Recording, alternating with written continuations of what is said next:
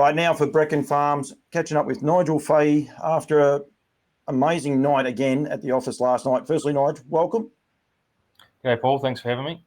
An amazing night last night for the farm, trifectaing another race. I'll actually bring that up right now once I get the right remotes to start everything. But an amazing night for the farm. It's not the first time you've trifected a race. You've actually had first four home. But, it is an amazing achievement, headed up by Meant to Be.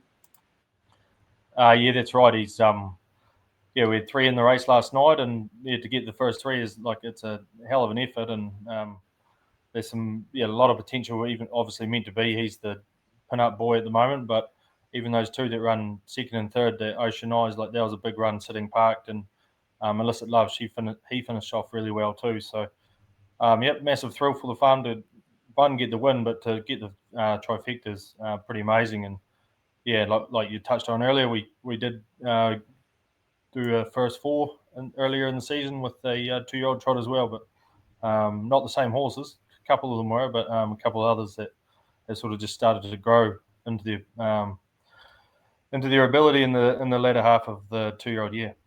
Correct me if I'm wrong, but it was Illicit Love and Meant to Be. The others were Higher Power, and I forgot the other horse, but I think Pretty in Pink, who's she ran placing in the Group 1 2-year-old Trot down in Addington a fortnight ago or 3 weeks ago, but she's now just gone out for a quick spell just to sort of freshen up a bit. There's not much for her in the early part of 2025, so she'll just get a bit of a break and come back a bit better. It's actually quite it's cool that her name actually came up, because we're going to highlight a couple of the horses and some of the updates going from there. But before we do that, Meant to Be, you must just be wrapped with his development. He's still a little bit of a loose cannon, I suppose, early on. Zach's doing an amazing job driving him and handling him, but his mental capacity now is just amazing, isn't it? What he's able to achieve and the way he just does the job. Oh, 100%.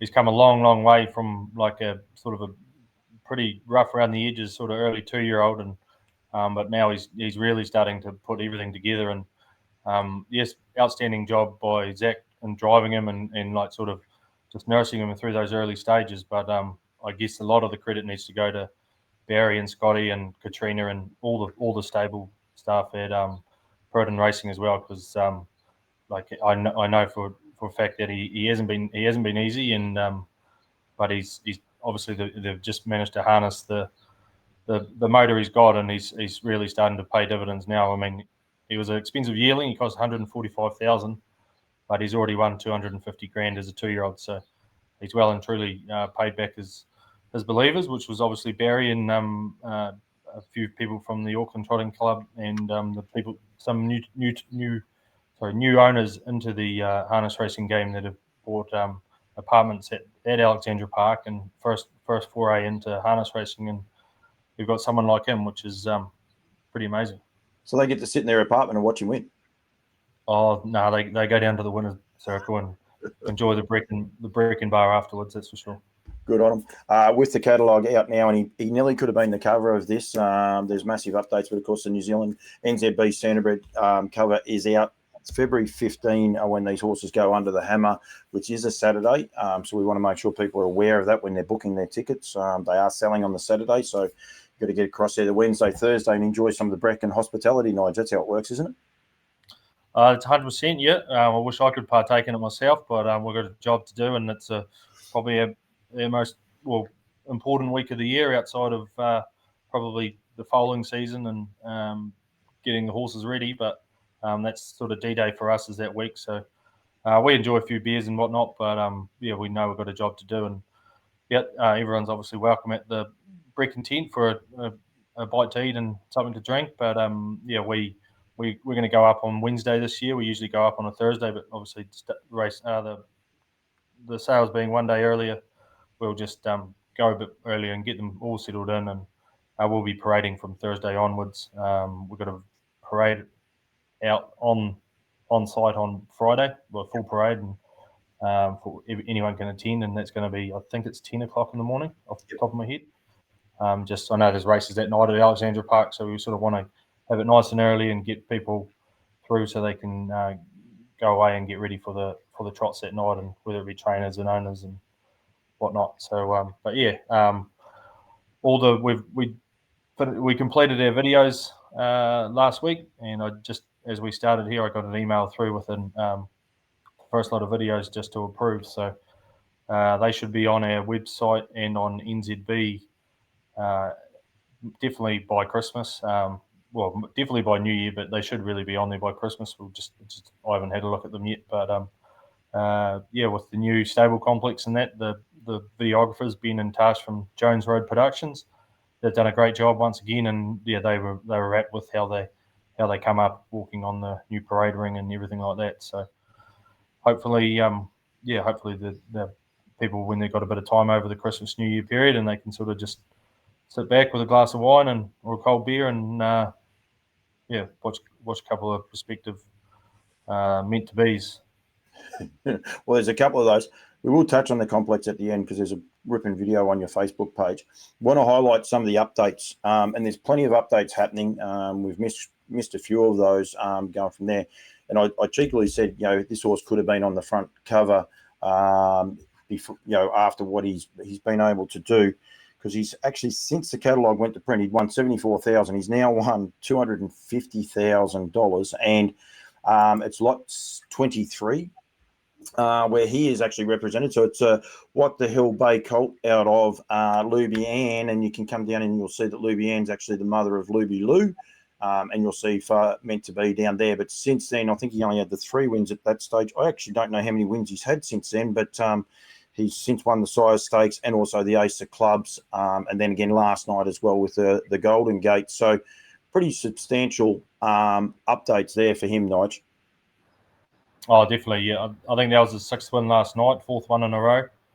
But yeah, he's like we touched on earlier, he has really developed as the years gone by, and I think he's going to be a pretty scary proposition as a 3-year-old when all those sort of derby races and whatnot come up, and it'll be definitely something exciting and something to look forward to once the sales are out of the way. But we do have a What the Hell out of Luby Ann, so it's a half, 3/4 basically to Meant to Be, and he's a nice type. He's sort of not as big and like gangly as Meant to Be was. He's sort of a more of a compact sort of like tank of a type, but nice horse, and I'm sure he'll represent himself well at the sales.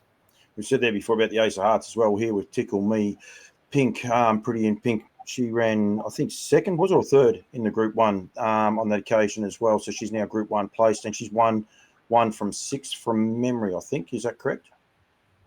Yeah. She's she won at Cambridge and then went down to the 2-year-old fillies trot and run 3rd. She got a bit held up, and I know Tony was really happy with her, and he thought if she got out a bit earlier, she just got held up at the round about the 4 to 600 and just sort of slowed her down a bit, but she finished off really well, and I think she's got quite a bright future ahead of her.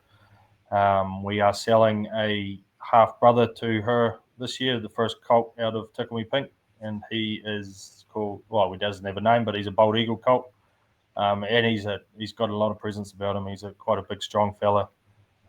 Unfortunately, as a young horse, he thought he was a bit of a steeplechaser, and he jumped a fence and got caught up on that. He's got a couple of scars on his hind leg, but they're good as gold. They healed up well, and we're doing everything we can. Well, like, he's fine now, but obviously there's a bit of scar tissue there, but we'll do x-rays and whatnot of that just to make sure he's 100% and have a vet report with him going to the sale. Thought I'd done all my homework, and you threw me a curveball, but that's an important update there as well. So that is actually directly as well to lot 65. So lot 23 and 65 have predominantly got black type upgrades, Pretty in Pink now, Group 1 place, and then you go back again that second dam and you've got Meant to Be there as well. So substantial updates. We all like black type in those horses, and they're 2 up-and-coming trotters. That horse there being by Bold Eagle, of course. Ready Cash does an amazing job everywhere. So that's one horse, a couple of horses going to be on everyone's radars, really, Nige.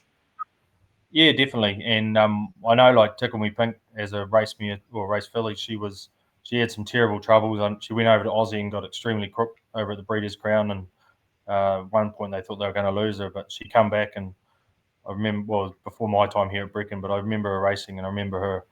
She beat the Colts in the size stakes prelude, or the size stakes it might have even been up in Auckland, and then she won the Jewels, like one of the last Jewels down at Addington. But I know Tony Hurley had a massive rap on her, and he thought she got anything if she just if she didn't have those issues, and it they didn't catch up with her, but like she just wasn't the same horse after she got crook over an Aussie, and she was a lot of potential she had. Yeah, I do. I actually do remember that, Philly, and I remember her getting unwell. I can't remember exactly what happened, but it doesn't matter. But yeah, and it's great updates. So that's lot 23 and 65. Closely related to both Meant to Be and Pretty in Pink, two up-and-coming horses in current form too. And I think that's the one thing, Nigel. Like we could go through and rattle every horse off and go, but these horses are current. And when I say current, this week, last week, 2 weeks ago, it's red hot current form. And that just quickly, Nigel, before I go on to the second and third horse in that race, they were $100,000 races last night. They're not group or listed. It doesn't have anything there. I haven't missed that, have I?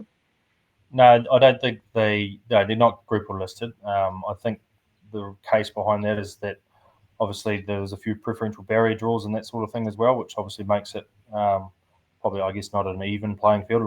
But it needs to be sort of done with, especially those graded horses as well. Like you can't. Well, I guess Duchess Mix she was a anomaly last night where she drew barrier 3 because she was the highest assessed filly, but then all the colts and that drew outside her, but they obviously weren't up to her standard. But full credit to them. They're just taking advantage of the system that's in place at the moment. But to answer your question, no, I'm quite pretty sure that they're not able to be Group 1s because they're basically not open to everyone.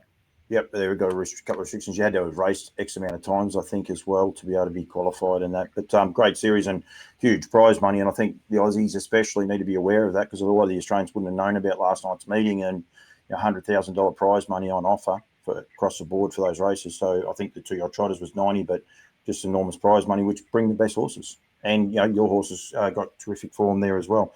Ocean Eyes ran second. You're offering up a What the Hell colt out of that family. And there's a couple of updates as well, especially with Ocean Eyes at the one win from there. Set a New Zealand record. What was a New Zealand record, Nigel? I didn't see that until just then. You'll be able to help me out with that one.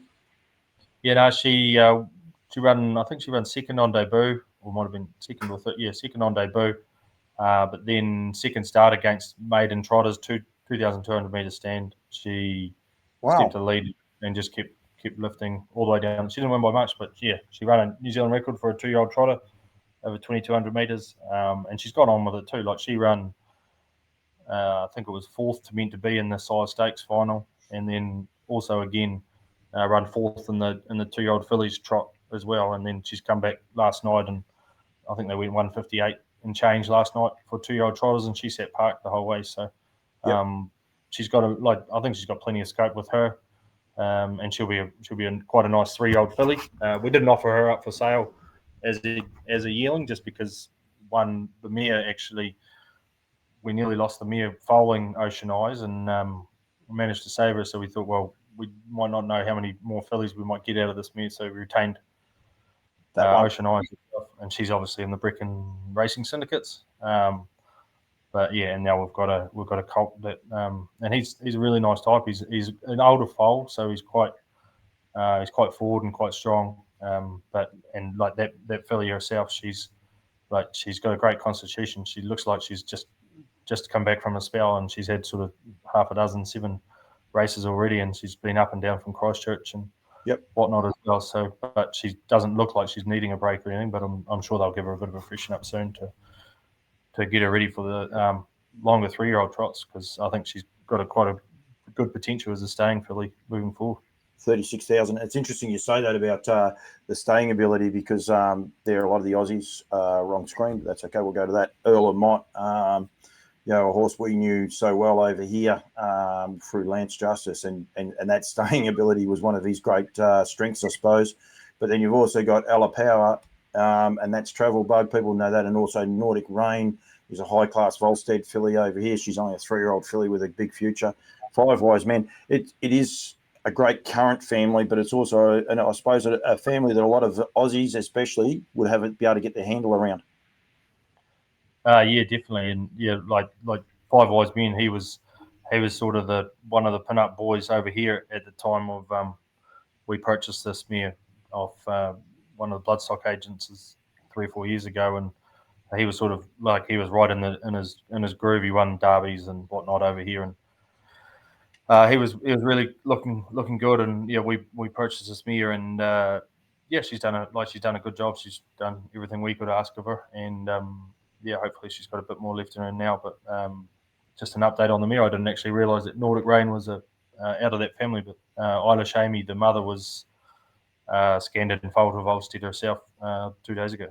Yeah, Nordic Rain, she bounced, as those Volsteads do, she bounced onto the scene as a 2-year-old. Can't remember exactly what she won, a few. I know that. So, yep.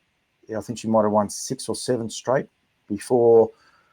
I'm not even sure if it was King Zahara might have lowered her colours, but yeah, but it was quite a nice horse that did anyway. I think from memory there was 3 horses went into the race. It was King Zahara, the horse of Nathan Jacks, the 3 Volstead fillies were all unbeaten. But, so unfortunately only one could come out not, and we know who that was. So yeah. So nice little family. And then the third of those horses was Illicit Love. Now this horse here has got me intrigued as well. One, a bay colt by Father Patrick. The job that Father Patrick's done in New Zealand this year is outstanding. He's a leading 2-year-old sire.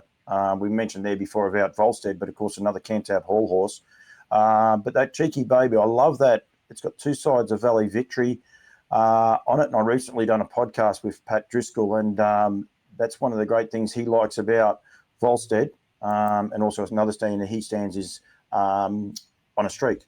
And he likes that Valley Victory top and bottom, and he says that's one of those key points. So this horse on those bloodlines and those crosses is very, very intriguing, let alone the fact that one can trot. Goes terrific for the Bernie Hackett and Michelle Wallace as well, but and a great family. Yeah, definitely. I've got a bit of a soft patch for Father Patrick myself. I spent a bit of time up at Diamond Creek and looked after Paddy, and like he's a dude of a stallion, and yeah, when we come back here, and I just thought he was a logical sort of horse for a lot of the Breckon mares, and like Ken was on board with that, Ken and Karen, and yeah, I mean, like Cheeky Bay, the Illicit Love himself, he was only a $30,000 yearling. We sold a full sister last year for 27.5, so like not hugely expensive, but I think they're both going to go on with it and do a bit of a job. Like Illicit Love, he's a late-ish foal, and he probably could have done with a few more months of growing on him before the sales. But I mean, obviously they always come around at the same time of year. But he's developing into quite a nice horse, and like even the way he finished off last night, I'm sure he'll come back. He'll probably have a little bit of a break now as well, and come back as a classier horse once again as a 3-year-old. But yeah, so when we got their first 4 earlier in the season, they were Pretty in Pink and Higher Power, both Father Patricks as well. So yeah, they throw Isla Shamey in there, so there's 5 Father Patricks between them that have all. Most of them have actually got group or listed black type beside them now, which is one great for us, but also the people that buy them themselves. Yeah, definitely. And then you also got Bet and Win in this family. I'm not sure which screen's going to come up, but yeah, he is there. So on that second dam, and then you have Fear Factor with Stress Factor as well. So there's a lot that the Aussies know about, but of course Bet and Win. This time next year there could be black type everywhere with that horse, because he's one of the more up and coming juveniles or trotters, if you like, in New Zealand. And yeah, he's won a bit more since that went there, I think, from memory. But yeah, it's he's won a bit more, but we all know his ability, and he's a high-class horse as well. So, again, another family, not just with Illicit Love, but also with the progeny, one generation away. And we're not talking horses that are going to win 3 or 4 races. We're high-class horses getting set for Inter-Dominions and things along those lines. So, they're very high-class horses. Oh, yeah, definitely. Bet and Win, like he's probably got a bit of bias towards him, but he's he's probably, most people would agree, he's one of the most up and coming and most exciting younger trotters coming around. Like obviously there's Muscle Mountain, Oscar Bonavina, the top of the tree at the moment. But and Ben Winnie sort of he didn't go as well as probably expected during Cup week. But he's like Stacey and David White have been extremely patient with him, and I think it'll all bode well for the future. Like he's definitely got the ability and he's got the talent, and I think like he's probably the heir apparent, I'd say, to those two older fellas. But yeah, it's not going to be easy knocking them off either. They're both high quality horses, and they're still winning Group 1s. And Muscle Mountain was awesome yesterday at Invercargill as well. So no, it is good, and the trotting depth's good, and we have horses like Meant to Be coming through, and the other by Higher Power. So there's some massive depth in trotters, and the trotters are on the rise right across the board. So it's going to be exciting in the next few years. I know the boys are only going to be 3 next year, but unfortunately, at some stage they're probably going to meet Meant to Be. Bet and Win as they get a bit older. But it's all still very exciting for the trotters. The interesting part about all 3 of those horses, Nigel, we just spoke about, then all colts, and people, for whatever reason here in Australia and New Zealand, we gravitate to the colts. So they're going to be on a lot of people's radars, those 3 boys, that's for sure. Yeah, definitely. We've got 23 colts for this year's sale and 15 fillies. And we've got some. While we have got some really nice colts, we've got a lot of talented fillies there as well. And some of them they will be future broodmares, and they'll carry on producing like they have for Breckon Farms for generations as well. So, we do have some really nice colts heading into this year's sale for sure. One of the other updates that happened last night, of course, was Bounce and Beyond last night, bringing up 5th win for the season for Robert and Jenna Dunn. I think Zach was in the card on this occasion. I'm pretty sure that's him in front. This horse now, he started the season as a maiden, but now just doing an amazing job. And lot 89 is a direct half brother to this horse. Well, firstly, Zach, it was a great drive by Zach, but a lot of credit has to go to the horse and obviously Jenna and Robert Dunn for their training. I know he hasn't been an easy horse. Like he galloped in quite a few races, but they've sort of just started eyeing him out, and I guess it's a bit of maturity coming through as well. But this is a hell of a win. Like he drew the outside of the back row and just got a run through and worked his way forward, and he basically didn't get a breather from go to woe, and he just kept finding down the straight. And I heard Zach saying that he was all out at the 150, but he just kept finding, and he managed to stick his head out and win. And it's a great result for Nigel Armstrong of Harness Unhinged, ART Harness Unhinged. He does a great job for the industry over here, and I'm sure you guys are well aware of him as well in his interviews. But Nigel's one of the Nigel and Brenda are one of the main owners of that as well, and it's a great thrill for them. And we had a couple of beers with them in the winners bar last night, and they were absolutely ecstatic with the win. We do have a half sister by What the Hill in the sale this year, and she's nice. Like the mere dead cat bounce herself, she's quite small. Bounce and Beyond, he's no giant either, but this filly, she's got plenty of get up and go about her, and she's got a nice sort of conformation and constitution about her anyway. Yep, and of course Buster Hanover back in that. This horse, I was just looking then since the catalogue went to print, because it's got Bounce and Beyond, and of course the updates are there, but only 2 wins at 3 at that stage and $36,000. He's now got $130,000 in stakes and 5 wins. So it's a pretty substantial update that people need to be aware with Bounce and Beyond. Oh, definitely. And if you're looking for bang for your buck, I'm not quite sure what he sold for as a yearling, but he's been in a lot of the big races. He's been in Harness Millions. He's in the Northern Trotting Derby. He's in the Size Stakes. He's in the slot race. He won a 100 grand race last night. So just the thrill and excitement alone, let alone the 130 grand he's won, is it's a big. There's plenty of excitement, and I wish it was, to be fair, I wish it was me that owned a piece of them, because you definitely get excited when they're lining up for that big money, just to be a part of it, let alone having a great opportunity of one winning it, or at least being thereabouts. 60,000 He was like that horse cost at the sales, so they've got terrific bang for their buck back, and he's not finished either. One thing about it too, which as like yourself as a horseman, you can still see him up the straight. He doesn't enjoy the wrong way of going. Yeah, no, he's well, and that's credit to Jenna and Robert and Reese and Penny Fensom as well up in Auckland. They've done a really good job, because I've watched them a few times at Alexandra Park, and you hold your breath around that last corner, because it's always a tricky corner to get around, and he's had a few headaches with it over time. But yeah, he's he's developing and maturing, but also like they've obviously done a lot of work on him to be able to get him to do that. One of the other horses with a update last night, I think he ran fourth from memory, the Jolly Roger, but actually updates. But it's also lot one, which is always the hardest horse to sell, I think, in the sale, because people sort of aren't ready. They say all the sales started and all the rest, but I think they'll be ready for this one, the Captain Treacherous filly, but related directly to the Jolly Roger, and he's doing a good job. I think he's had a couple of other updates. I'll find him in a sec. Since the catalogue's gone to print as well, but he ran fourth last night in that race, so I'm pretty sure from memory. Yeah, he did. He's had a few issues himself. Robert Dunn, he dropped a horse off here the other day, and they just said he just last 2 or 3 starts he's galloped.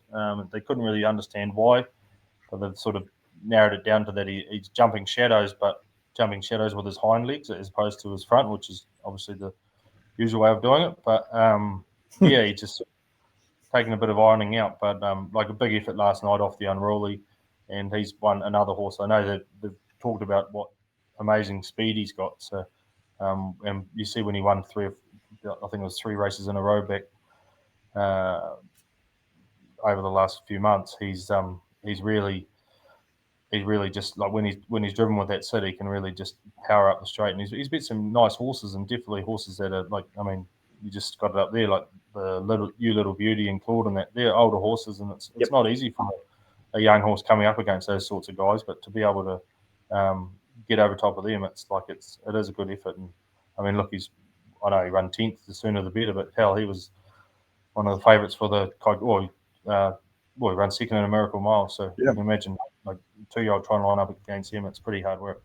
Another massive update there too, because at the time of it going to print, only 19,000 in stake. He's now won $42,000 in stakes. So, and the one thing I keep saying, these horses that are winning this weekend and running, well, he's ran fourth, but these horses that are current at the minute, and people can know these horses and know who they are going from there. Nigel, one of the other ones, and for the Aussies watching this, and I want to make sure they're aware, is I'm pretty sure it was 118. Yes, it is. It's a Bettor's Delight. Well, I think he doesn't know his age. I think he had 6 winners yesterday at Invercargill. He just doesn't, 2-year-olds and old horses, but he's an old marvel. But Gladamere, with the I Love the Bubbles line, we saw what she's doing. She got a 49.9 next to her name now around Menangle. I mean, she's going to be a high-class mare in the breeding barns very, very shortly, and you get the opportunity of purchasing a Bettor's Delight out of that direct family. Like, it's a huge opportunity for someone trying to get a racehorse, but also set themselves up in the breeding barns later on as well.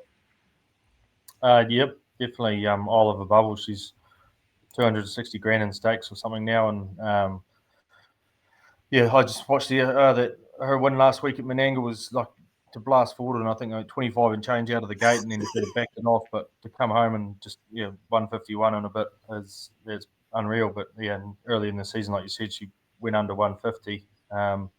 She's done an amazing job over in Aussie, and she obviously loves Menangle and the Aussie weather.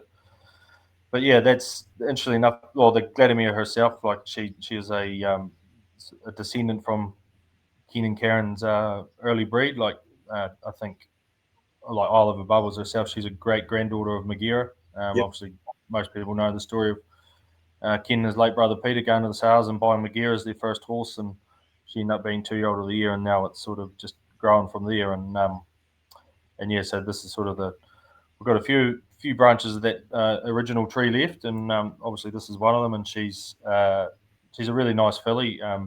5 Crowns, of brother, 2-year-old brother. I know that Mark and Nathan Purdon have got him down in Christchurch, and he's been thereabouts in a few of those big races, but he sort of probably just needs a bit more time to grow and develop and mature. But he's been a decent enough horse himself, and this filly, she's a typical better, great doer. Not overly big, but plenty of strength about her, that's for sure. I just noticed. I hope I got it on the right screen. I have the double cross of Better's Delight in a pedigree too. She got in the pocket. She's ticks a lot of boxes. Max 3, but yeah, just that intrigue of Better's Delight over a great granddaughter of Better's Delight as well. So a little bit of intrigue, which a lot of the breeding buffs will like that. I think when they see it, they'll be tickled pink to pinch the name off one of the other horses.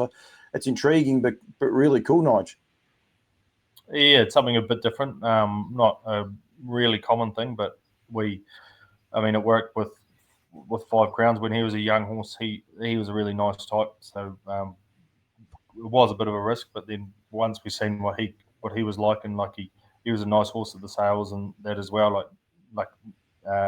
So we decided we'd sort of roll the dice again and go with this one. And to be honest, I think it's worked out very similar in type and like scope and everything like that. So I think it's working good. So she's got a lovely, really, really nice King of Swing colt, which is obviously a throwback to the farm again. Just a foal now, and he's going to be something to look at next year at the sales. That's for sure. He's doing really well. But I know we try and change things up a bit. Like obviously, we don't want to go to Better's Delight every time, and we've got a few out of them now, so they change it up and support one like a previous horse that's come off the farm. So yeah, no, I think it's a massive opportunity for someone. As I said, like if you want a beautifully bred filly, like as you said, they're full to 5 Crowns, but also with a unique cross that I think would stand the test of time as well, because Better's Delight's doing an amazing job as broodmare size, plus as racehorses, so it doesn't make any difference. But having there twice, I reckon there'll be a few of the keen guys will be looking at that as in a bit of a different way. Mate, you and I could talk forever. You said there before that the horses will be going up onto your site and onto nzbstandardbred.co.nz, hopefully before the new year, hopefully before Christmas, but we'll say before New Year's. I suppose you've got to sit through and proof them and start ticking one off. So we want people to be able to see them. But anyone going for a holiday over this Christmas break, we want them to get in touch with the farm. I know you'd love to be able to say you're on a holiday. I think the family's coming to you. So if people want to get in touch, they are in New Zealand, want to come out and have a look at them, give you a call. Yep, 100%. If I'm not here, there's we've got a really good core staff here, and all of them are more than capable of showing people around. But I'm here for most of the time. I don't think I'm going to be going far, but we're more than happy to show people around and obviously showcase our yearlings and young stock and the farm itself. So if anyone's in New Zealand or got a spare day or something, or live in New Zealand even, then they're more than welcome to give us a shout and come and have a look at some horses, that's for sure. No, I know we will all like to get away for Christmas. I pinched this off the Facebook post. It's just amazing, isn't it? This complex, and that almost looks like it's one of those AI generated the things, but it is actually off an iPhone standing up on the hill, I believe. I think I'd say that's Karen's filming by the looks of it. But it's come along a lot more than, even better than we could have expected, to be fair.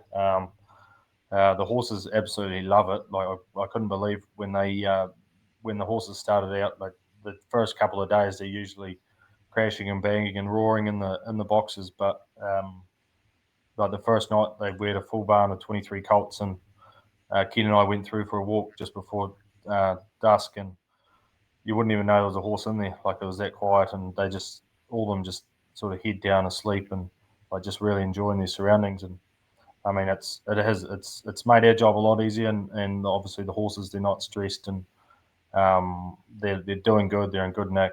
We tipped them out yesterday for a 2-week break over the Christmas New Year period, and I'd expect them to sort of go ahead again, and then sort of just focus on getting them ready for that yearling sales, which is obviously 15th of February, and we've got a parade on the farm here with NZB on the 21st of January, which is a Tuesday.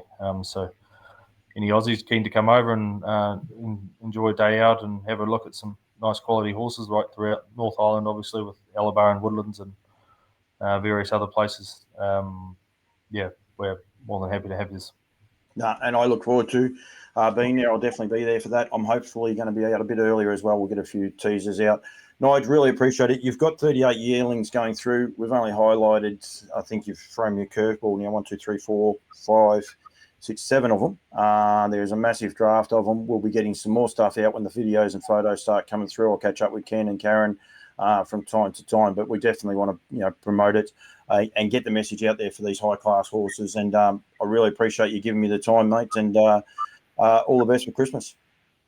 Yeah, thank you very much, and appreciate the work you've done for both Breckon Farms and the harness racing industry as a whole, Paul. And wish you and your family and all your viewers and whatnot a lovely Christmas, and hopefully a few winning punts over the Christmas New Year period as well. Thanks, mate. Okay.